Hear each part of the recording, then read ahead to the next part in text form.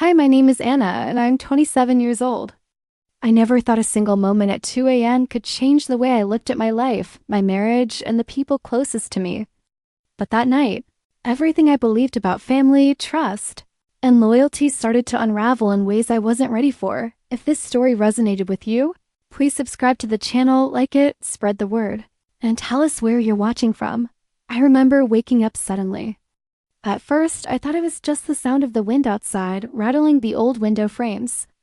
But then I heard it again, a soft creak, the kind you hear when someone moves carefully across a wooden floor. My heart began to pound, and I held my breath, trying to convince myself it was nothing. My husband lay beside me, asleep, his breathing heavy and steady. I wanted to shake him awake, but something inside me told me to stay still. To listen, that's when I noticed the faint glow of light from the closet door. It was open just slightly, a thin line of brightness cutting through the dark. I swallowed hard, my hands trembling under the blanket. Slowly, I pushed myself up, the silence of the room weighing heavily on me. I didn't want to believe it, but I had to see. When I reached the closet, I pulled the door open with one quick motion. My breath caught in my throat. Standing there, frozen like a thief caught in the act, was my husband's sister. Her face was pale, her hands clutching tightly onto my jewelry box. For a moment, neither of us spoke. Her eyes widened in shock, and I felt my world tilt under the weight of betrayal. "What are you doing here?" I whispered, my voice sharp but shaking. She stammered, her fingers tightening around the box. I was just what? I cut her off, anger rising with every second of silence. "It's 2 a.m. Why are you in my closet holding my things?" Her lips trembled, and she lowered her gaze. "I wasn't stealing, I wanted to look. I couldn't understand." She'd been staying with us for weeks, ever since she lost her job. I had welcomed her in, cooked for her, shared my space with her. I even defended her when my husband complained about her presence. And now, here she was, sneaking into my room like a stranger, her hands around something that belonged to me.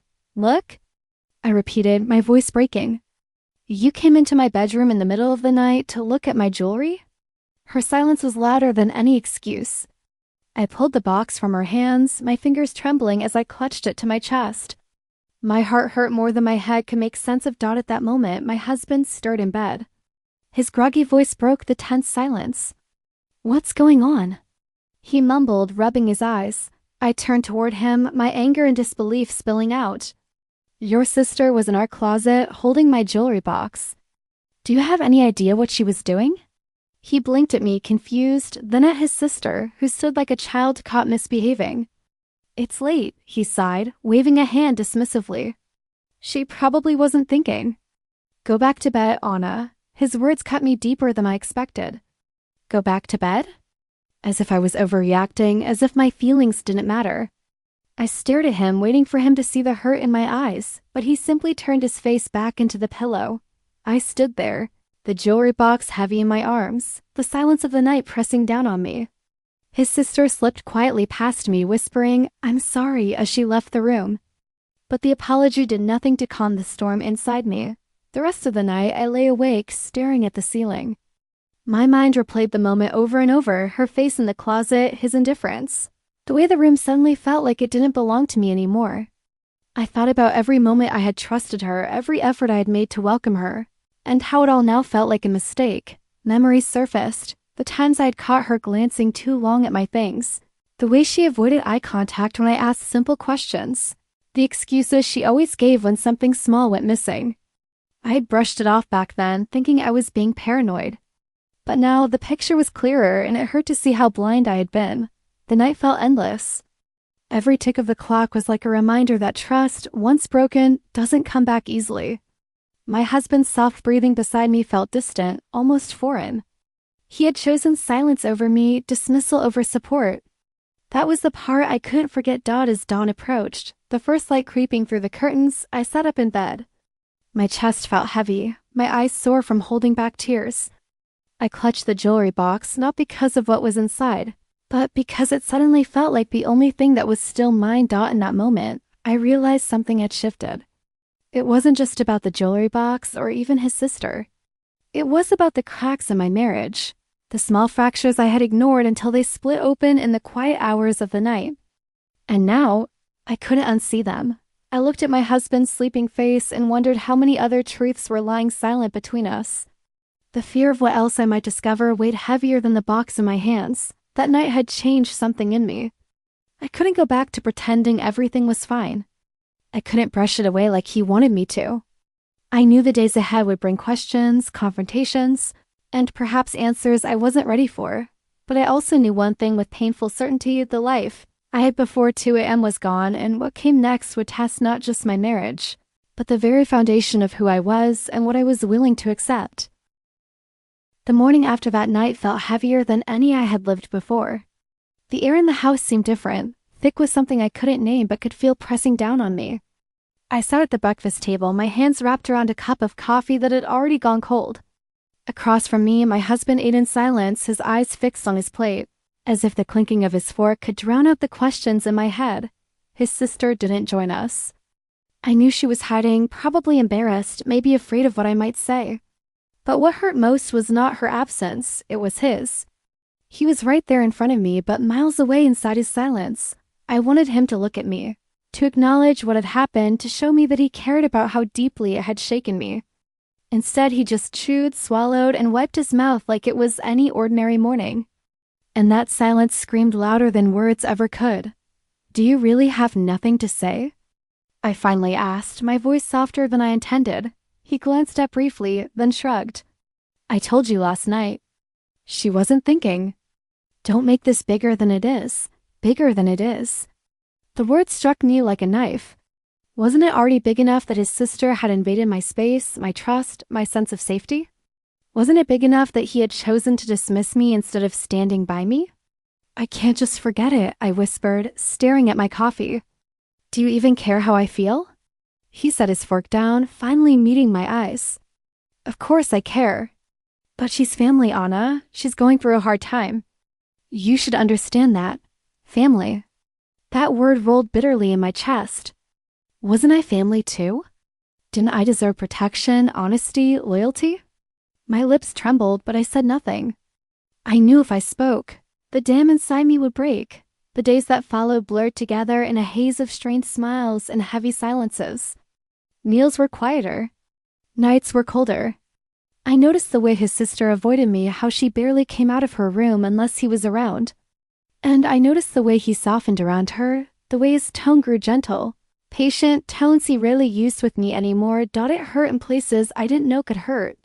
And it made me wonder if this night in the closet was just the surface of something deeper, something I had ignored for too long. I began remembering things I had buried, the way he had brushed off my worries before, how he often dismissed my feelings as too sensitive, how he seemed to always take his sister's side in arguments, no matter how small.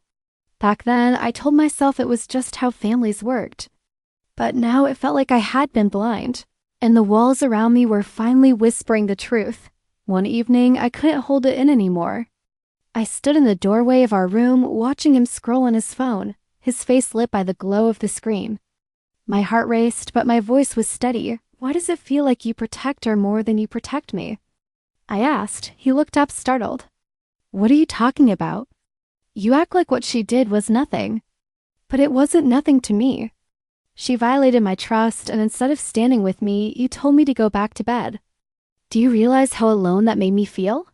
His face tightened, and for the first time, I saw a flicker of guilt. But it was gone too quickly. "You're blowing this out of proportion," he said, his tone sharper now. "She's my sister. She's all I have. I can't just turn my back on her." I felt my chest ache, my throat burning with unspoken words. "And what am I? Am I not supposed to be your family too? Or do I come second always?" The silence that followed was unbearable. He didn't answer, and in that silence, I heard the truth louder than if he had spoken. I came second. And deep down, I think I had always known it. That night, I cried quietly into my pillow, my body shaking as I tried to muffle the sounds. I thought about the vows we had made, the promises of loyalty, love, and protection. And I realized how far we had drifted from them. The walls of the house felt different now, like they carried secrets I wasn't meant to know but could feel in every shadow. His sister's footsteps down the hallway made me tense. His silences made me doubt. And my own reflection in the mirror reminded me of someone who was slowly fading away under the weight of it all. But somewhere in those nights of endless tears, a small voice inside me began to whisper. A voice that told me I couldn't keep breaking myself to protect a bond that wasn't protecting me. A voice that said my pain mattered even if he refused to see it. One morning, as light spilled through the curtains, I sat on the edge of the bed, my hands clenched into fists. I turned to him, my voice quiet but firm. "I can't live like this," I said.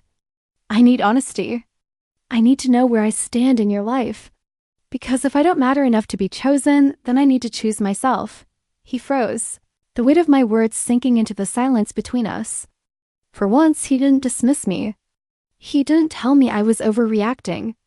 He just stared at me, and in his eyes I saw fear of losing control, fear of losing me. And in that moment, I knew something had shifted. The girl who had stayed quiet, who had swallowed her pain in silence, was gone. I was finding my voice again. Piece by piece, the walls that had once suffocated me now echoed with a different kind of truth. I didn't have to keep living in shadows. I didn't have to carry silence like it was my own burden. What came next would not be easy. There would be choices, consequences, and perhaps even more pain. But for the first time in a long time, I felt a flicker of strength, because even if my marriage was built on cracks, I was still standing. And I was ready to face whatever truth waited for me on the other side. If this story resonated with you, please subscribe to the channel. Like it, spread the word, and tell us where you're watching from.